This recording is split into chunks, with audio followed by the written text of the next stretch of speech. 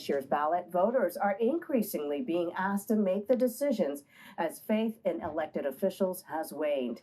KPIX5's John Ramos explains. San Francisco's housing shortage is bad and feels like it's getting worse. But now housing activists have lost their patience, and they're taking their proposals directly to the voters. Jake Price spent his Sunday going door to door in the Sunset District in a last-minute effort to get out the vote for San Francisco Proposition D. Over on Great Highway, other activists were also pushing the same measure. It says that if the project is following all the rules, that it gets automatically approved. It takes the Board of Supervisors out of the process. But supporters of a competing initiative, Proposition E, say theirs is what's needed to address the bureaucratic process that's standing in the way of more affordable housing. So this would bypass that, streamline it, and make it much more efficient, and therefore lead to more affordable housing production faster.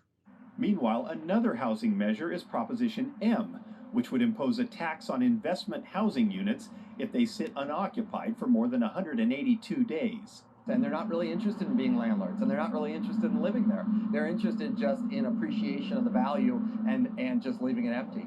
A similar measure is on the ballot in Berkeley as well. So what's going on here? Why is so much housing policy being put up for a vote of the people?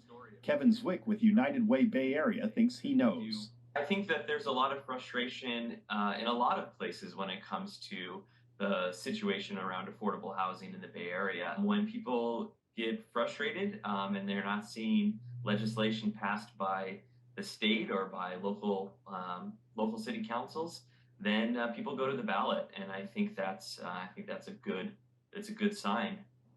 It's probably not surprising. Whatever's been done so far hasn't brought prices down, and residents have lost confidence that government has the ability to create the volume of housing needed. So they're engaging in a little vigilante policy making.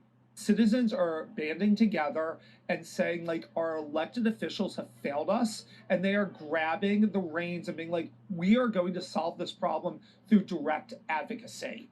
And what will happen is that as these measures are more and more popular and they are successful, the elected officials will follow behind. But citizens are going to be leading on addressing our affordability and displacement crisis. Legislating through the ballot box can create its own set of problems. But for better or worse, California gives citizens the power to take government into their own hands when they get mad enough. And few things are more maddening than trying to find a place to live in the Bay Area. In San Francisco, John Ramos, KPIX 5.